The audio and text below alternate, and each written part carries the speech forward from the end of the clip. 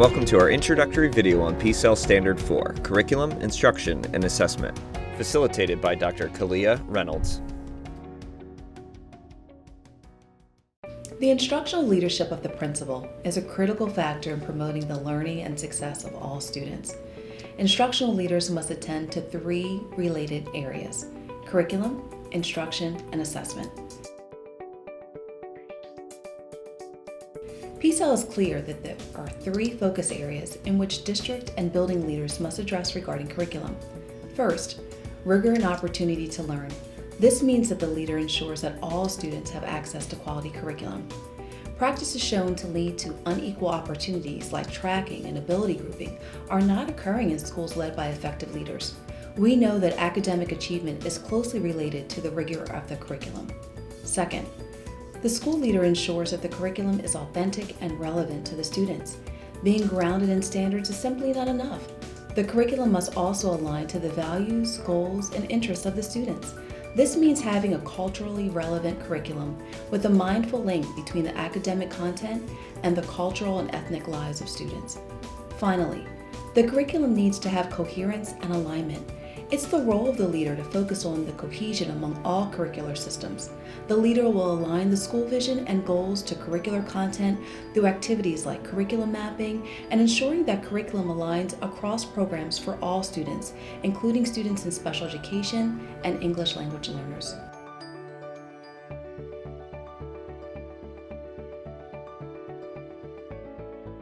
PSEL 4 also addresses the need to lead and monitor the implementation of effective instructional pedagogy that is intellectually challenging, differentiated, and personalized. What do schools look like with coherent systems of instruction? Classrooms have clearly stated learning objectives, describing what students are expected to learn or do by the conclusion of the lesson. Effective questioning is used to check for understanding, engage, and assess learning. Connections are included to the new content being presented so students can find meaning and relevancy to what they are learning.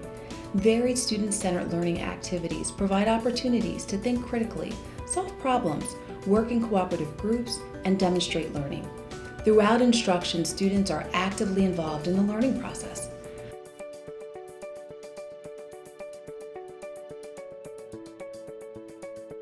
The third tenet of the instructional triangle is assessment. Leaders are central to creating a school culture that fosters inquiry. Teachers need to feel supported in collecting, analyzing, and using data. School leaders effective in this area are data literate, and they promote the use of data to support their schools in several areas: to inform instruction, identify students that are low performing, needing additional support, planning professional development, setting targets and goals to reinforce school priorities, and supporting conversations with parents about students. Critical to using data is having it well organized and easily accessible. Leaders provide teachers with the opportunities to work collaboratively in building their capacity to use data in all of these ways. So what does all this mean? Simply put, leaders must have deliberate alignment and systems in place to inform all three areas: curriculum, instruction, and assessment. This is reflected in PSEL Standard 4 and in DPAS Component 3, called Leadership for Student Success. First of all, being aware of the curriculum materials, instructional strategies, and assessment techniques is only a first step, which would be developing on the DPAS rubric. Leaders need to collaborate with school and community stakeholders to consistently review and refine curriculum materials, instructional practices, and assessment techniques. In addition, curriculum needs to be aligned vertically and horizontally based on effective pedagogy and designed to meet the needs of each student. These are qualities and activities associated with emerging on the DPAS rubric. Continuing up on the spectrum of expert professional practices to an accomplished level, we'll see leaders move beyond reviewing curriculum, instruction, and assessment to monitoring, evaluating, and providing feedback through established and integrated systems. Finally, a distinguished leader in this area would be entrusting others to meet the needs of each student within established and integrated systems of curriculum, instruction, and assessment. If you are evaluating a school leader for this component, you might think about a couple of specific artifacts or evidences for this standard. First, the presence of quality, actionable feedback through frequent observations and evaluations that reflect alignment to quality teaching and learning.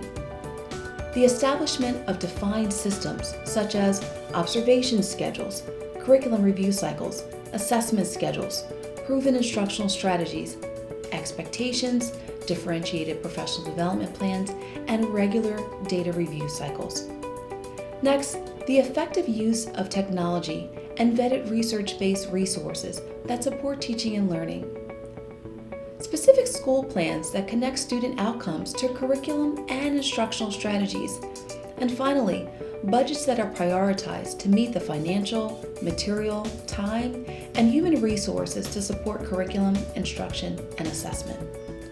A skilled leader in this regard is one who is promoting equitable instructional practices that are consistent with the knowledge of diverse student learning, development, effective pedagogy, and the needs of each student.